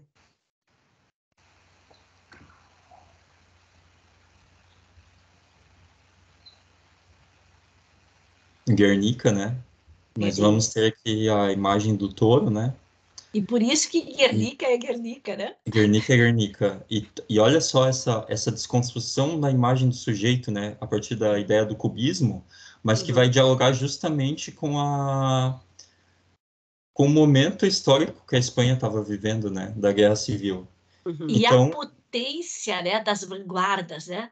A potência das vanguardas. As vanguardas, elas abrem perspectivas a cada momento de novos olhares, né? Sim. É exatamente isso, né? Ela desconstrói a perspectiva renascentista e até romântica, depois que veio, né? Daquele sujeito, aquele ponto fixo, né? E ela nos mostra aprender a olhar em outras perspectivas, né? O sujeito e até a moderna, né? Hoje e a até gente pode dizer que as vanguardas rompem com a perspectiva moderna, né? Sim. Outro que eu acho importante para falar dessa, daí agora trazendo para a gente, né, que gosta da literatura brasileira, o Guimarães, né? Guimarães Rosa vai pegar essa imagem do Minotauro também e dialogar na literatura dele, né? Tem aquele conto muito bom, Conversa entre Bois, que eu acho muito importante também. E então essa imagem, ela vai sendo colocada em vários momentos, em várias teorias, em várias obras, para desconstruir um pouco essa imagem do sujeito completo, né? E sim colocar um sujeito com faltas, com lacunas, e que tem um caminho à frente dele cheio de faltas, de lacunas, que são precisas ser preenchidas. E com a ciência de que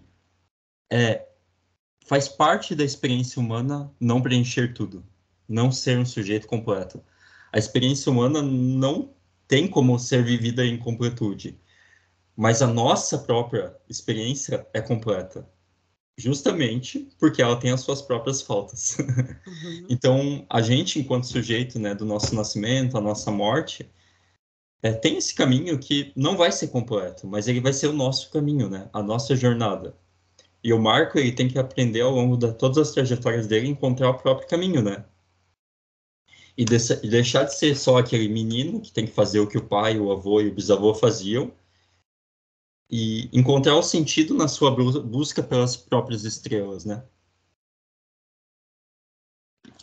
E sabe o que, João, também sim, ó, por isso que eu acho que tem se criado assim, uma frustração meio global em relação a essas figuras que estão expostas nas mídias, porque essas figuras parecem completas, elas parecem que têm tudo, mas é só um fragmento daquela pessoa, mas quem acompanha, né, assim, às vezes aparece lá 1 milhão de seguidores, Aí tu vai, eu tenho ido olhar, meu Deus, essa pessoa tem 1 milhão de seguidores, o que essa pessoa tem para dizer? Aí aí eu faço o meu retorno, né? Quase não tem nada para dizer. Mas por que aquelas milhares de pessoas estão lá? Porque talvez elas queiram ouvir aquilo que aquela pessoa tem para dizer. Mas é um fragmento do todo, né? E aí gera todo esse movimento de frustração e uma busca insana para ser igual àquilo, ou aquela pessoa, ou aquele personagem, né? E aí as pessoas se perdem no trajeto, porque né, elas não conseguem, né, caminhar, né? E daí E a aí, gente vê hoje, só para complementar esse teu raciocínio, que o João que tinha a gente puxado vê isso, hoje a força do estereótipo, né? Uhum. Porque não se quer mais o indivíduo, se quer o estereótipo, né? Se deseja os estereótipos, né? E esse mito da permanência, né, do ser para sempre, isso é mais mito mais do que mito, né? Ali na página 54, né, tem um diálogo bem interessante, o Marco contando, né? Diz assim, disse isso e olhou para o céu, depois para o mar e de novo para o céu. Isso aqui é fantástico, é bem a gente. Quando a gente está com um problema, a gente olha para cima, parece que tudo o caos se organiza quando a gente bota o olhar para o alto, né? Intrigado aqueles olhares, sem entender direito, uma pontinha de aflição me incomodando.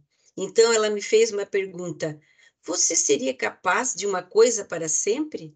A primeira palavra que me veio na cabeça foi um não, bem redondo. Para sempre é muito cansativo. Pensei, um viajante só diz para sempre a sua própria viagem. Gente, isso é, né, muito bonito de ver, né? Olha, uma linguagem absolutamente simples e muito complexa do entendimento. A metáfora na metáfora que está a complexidade no texto, né? Não é na palavra difícil, né? Está na metáfora complexa, né? A literatura. E nem no tamanho do livro, né? Não, isso muito menos, né? Isso muito menos. Eu acho que os próprios os subtítulos, né? Primeira viagem na floresta de Alba. Segunda viagem na ilha de Salamandra. Terceira viagem no mar de Isidora. Né? E, então, e nomeando, né? Para você ir para o imaginário, né? Sempre te levando ao imaginário. E assim, eu queria chamar a atenção, né, para a singeleza das ilustrações, mas como elas são interessantes, significativas, né? Isso, apesar de elas estarem quase que reproduzindo a voz do autor, elas trazem uma identidade forte, uma participação forte desse ilustrador na história. Né? Ele é coautor, né, da voz do autor aqui, né, do narrador. Ele né? ecoa, né? Eu vi como um eco. Isso, é muito legal olhar para essa ilustração também. Eu achei essa ilustração muito ecoante. E também as ilustrações em onde está o título de cada capítulo, que são umas ilustrações menores. Isso. Mas essas, para mim, foram as mais potentes. Elas são menores, né? Mas elas são as mais potentes. Principalmente a da terceira viagem, que é na página 39, aliás. 39. Essa onda com essa silhueta, né? É verdade. E é uma onda como se fosse uma cobra, né? E o tamanho do... A prof vai mostrar ali. O tamanho do barco, né? O tamanho do barco. Diante da onda. É daí que vem segura a onda, né? Porque... Ela vai engolir, né? Tudo. Né? Vai engolir. Ou vai engolir, ou vai meio que fechar a narrativa, né? Tem várias possibilidades. Já que tu falasse nisso, João, também na segunda viagem, né? O Marco, né? E a moça, como for uma ilha, né? Na página 25, na segunda viagem, a ilha de Salamandra, ela é a própria salamandra, né? Ela é próprio objeto de desejo e do fogo, né? E depois também na página 11, a primeira viagem na floresta de Alba, né? Então, essa floresta bem específica, mas essa mulher que se mistura com essa floresta, quase que fazendo parte dela, dessa própria floresta, né? Como se ela fosse já um elemento da natureza, né? Realmente a ilustração precisa ser considerada, né? Essas ilustrações mostrando aí, né, no vídeo, elas me lembram os movimentos antropofágicos, né? Em que temos que engolir a outra cultura e fazer a nossa própria cultura. Nós temos que vivenciar isso aqui. Quando ela se transforma na própria salamandra, não, é isso aqui que eu tenho que vivenciar. Né? Aí está o movimento antropofágico. Né? E daí a potência da vanguarda, né? Isso. Exatamente. Porque o que são as vanguardas? São exercícios antropofágicos. E daí a força da cultura indígena, né? Que é marcada pela antropofagia. Verdade. Mas é uma antropofagia metafórica, né? Sim, mas a potência da antropofagia, né?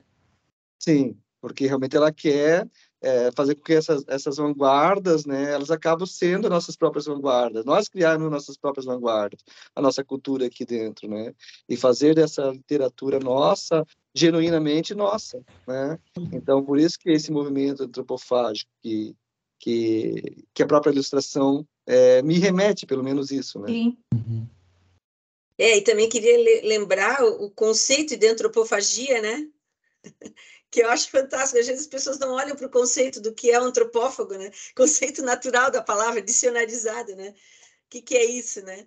E a ideia de que se você se apropria do outro, você pode ser igual ou melhor que o outro, né? A gente tem que considerar esses conceitos básicos aí, né? Muito bacana isso. E daí a diferença, né, que muitas pessoas confundem, né, antropofagia com canibalismo, né? Isso. É muito diferente. Que é outro mundo, né? Que é outra natureza. É o conceito mais raso do processo, né?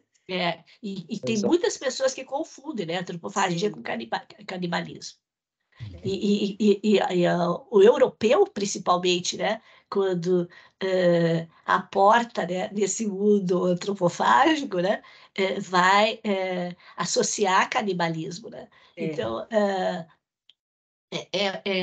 a proposta modernista é muito significativa, né? O Oswald vai abrir uma perspectiva realmente crítica, né, para pensar a cultura indígena.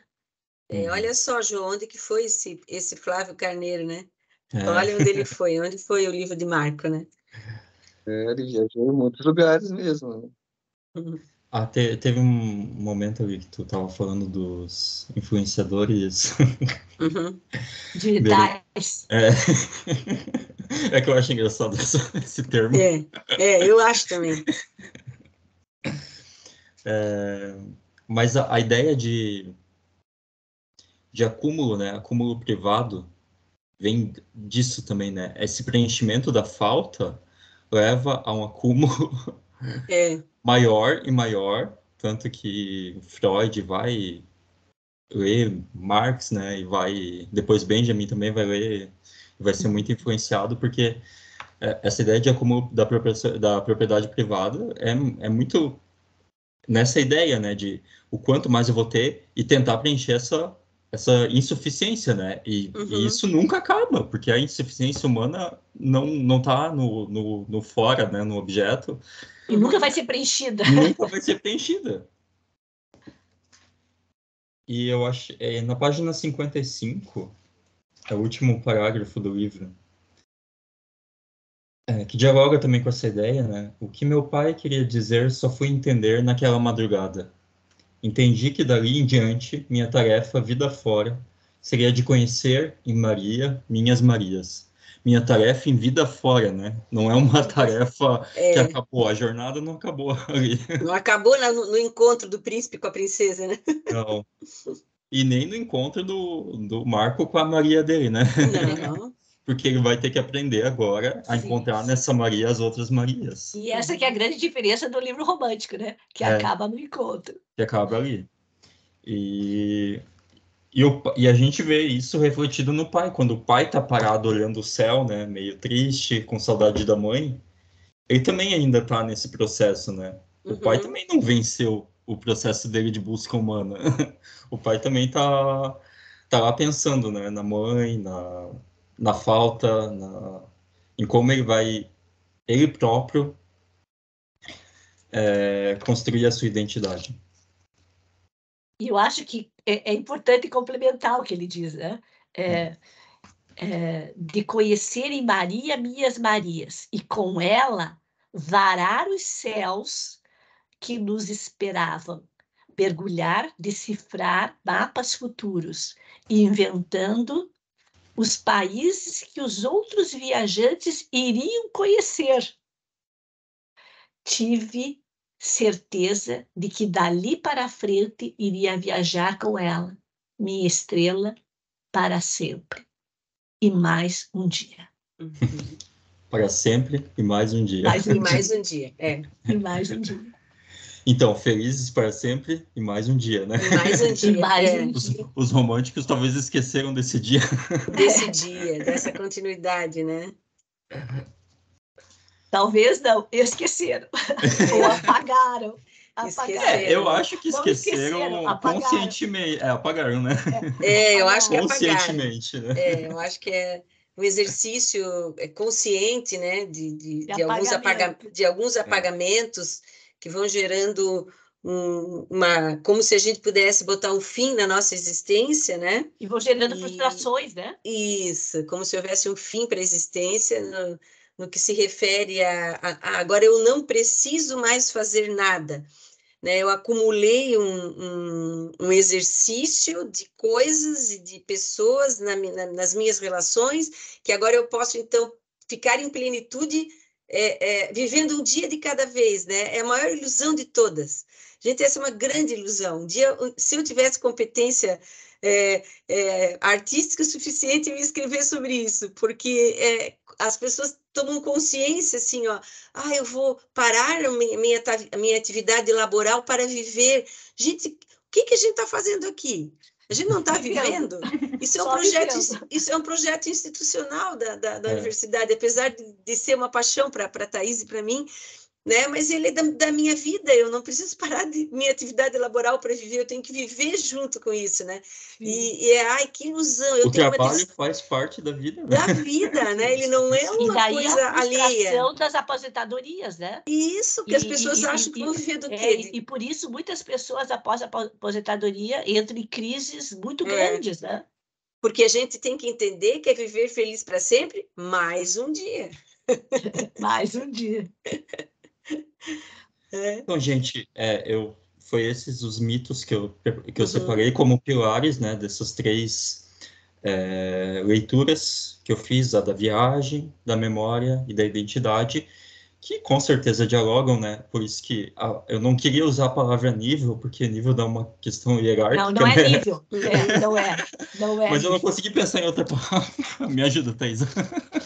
É articulação, né? Articulações, né? São articulações. E esses mitos, eles vão, a partir da força das suas imagens, né? Que são imagens que a gente tem que desvendar, e que em cada contexto que a gente desvenda, elas vão dizer outras coisas, e dialogar com a obra que a gente quer analisar, né? E a obra também, com as suas metáforas, vai dialogar com a gente. E por isso que eu quis trazer a ideia dos mitos, né? Até eu nem tive tempo de pesquisar em outros mitos, talvez esquecidos, de outras culturas, né? Eu fui nos mitos gregos. Que são aqueles que mais permeiam, esses mitos que você recuperou potencializaram muito a leitura. Parabéns por essa escolha e pela sensibilidade leitora. Imagina. Mas se alguém tiver uma sugestão de algum outro mito que dialogue, eu acho sempre pertinente, né? O pessoal está ali ouvindo. Então... E assim, gente, também, não sei se vocês que estão aqui nos ouvindo também gostariam de fazer alguma intervenção, alguma colocação, né? Além, né, das que a gente trabalhou.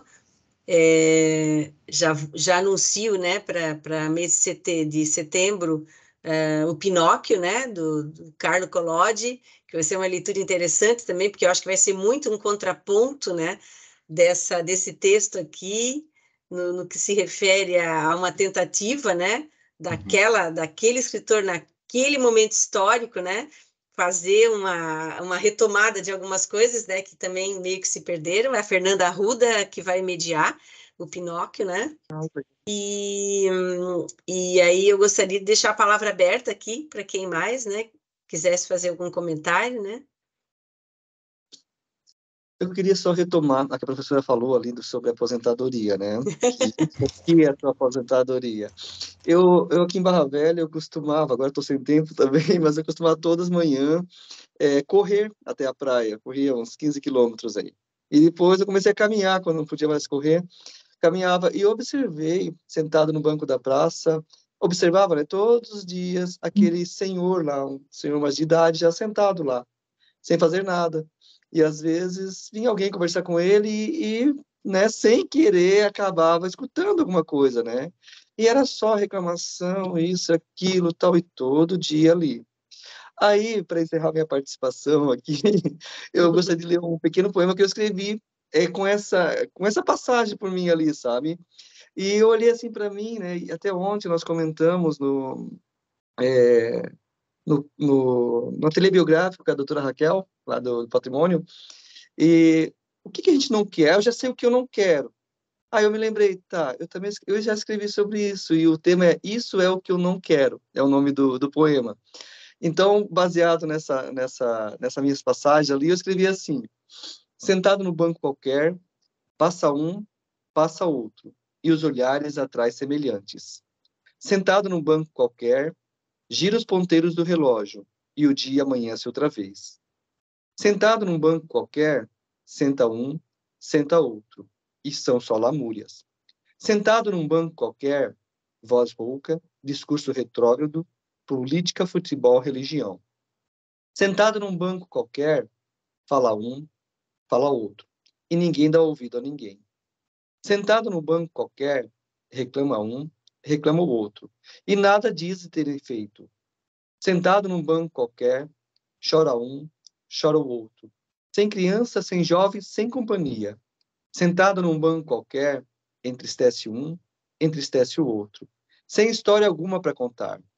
Sentado num banco qualquer, passa a vida, chega a morte. Onde mesmo eu estava? E essa foi a reflexão que eu fiz com essas passagens, né? E aí vem essa questão da aposentadoria, o que eu quero para minha velhice, né? O que eu vou deixar de legado, né? É muito louco isso, né? Obrigada, Paulo. Thaisa? Paulo, obrigada por esse espaço de reflexões sua, né? Porque o que a gente percebe, né? A potência da literatura, né? A Gisele está pedindo espaço para... Por favor, Gisele. Bom dia. Oi, gente, bom dia. Olha, eu queria falar da minha alegria de estar aqui com vocês. Hoje eu entrei um pouco mais tarde, mas a parte aí que eu pude participar junto foi realmente muito engrandecedora. E quando vocês falavam sobre a falta, me veio à cabeça um livrinho que eu li recentemente, que chama A Parte que Falta. Vocês já viram esse livro? Maravilhoso, sim. Quando eu li, gente, eu li tem tipo uma semana, eu li ele tipo umas 5 vezes seguidas, pensando justamente a parte que me falta, que eu estava tão sofrida com questões assim pessoais, né? E aí eu entendi completamente que nunca vai parar de faltar. Então foi muito bacana, né? Escutar vocês e perceber, né, que sempre vai faltar e tudo bem, né? Que a vida é assim mesmo. Então, parabéns aí, viu? Muito obrigada. Obrigada, Gisele. Sempre muito bom te ouvir, saber que tu estás conosco, né? E essa parte que falta é o nosso exercício de viver, né? Essa busca. Né? O Guimarães fala, né, disso na obra dele toda, né? O seu conterrâneo, né? Muito obrigada, gente. Obrigada a você. João, quero dizer para você que foi uma grande e grata alegria estar com você de volta, né? O João foi um dos estudantes mais brilhantes que a gente teve na trajetória, a gente lembra dele, né? A gente lembra dele pela sensibilidade, né, João? Pela sensibilidade que o João tinha, né? Tanto que a gente trouxe ele aqui para conversar, né, sobre esse processo. O João hoje trabalha na universidade também, mas todo dia eu dou uma sediada nele, né? Vá, João, quando abrir concurso externo, venha, né? Porque a par de que a gente não precisa se aposentar para ser feliz, um momento a gente tem que parar, a gente não pode ficar eternamente João? na nossa eu já estou na beira. A Thaisa não está tanto, eu estou mais na beira que a Thaisa, eu estou com o pé mais para fora do que a Thaisa ainda tem muita coisa para estar fazendo, né? Mas é sempre importante. Aguardamos você lá. Muito obrigada, de verdade, tá, João? Conte sempre com a gente, tudo que você precisar, está conosco. E eu já vou te lançar um desafio, eu vou ministrar uma disciplina com a professora Silvia Piloto, que é sobre sensibilidades na ação pedagógica. Eu vou lá conversar com o teu coordenador para ver se ele não te libera uma quarta-feira à tarde para a gente trabalhar de uma forma mais longa o livro de Marco lá numa oficina. Vou conversar com a professora Silvia Piloto, porque eu gostei muito das relações que você fez, né? E levar essa sensibilidade, né, para a sala de aula também é importante, não só para esses espaços alternativos, né? Não só para a conversinha que a gente tem na mesa do bar, que também é ótima, né? No corredor da universidade, na família da gente, mas levar também para a escola esse universo mais sensível é o que a gente está precisando, uma educação mais sensível, né? João, ainda passo a palavra para você para encerrar, e aí vamos pro sábado, né? Para começar o nosso sábado cheio de vozes na nossa cabeça, né? Antes do João encerrar, muito grata por esse diálogo e pela sensibilidade leitora e as articulações que você fez, né? No sentido de abrir, né? Novos olhares para o texto. Isso. Gratidão.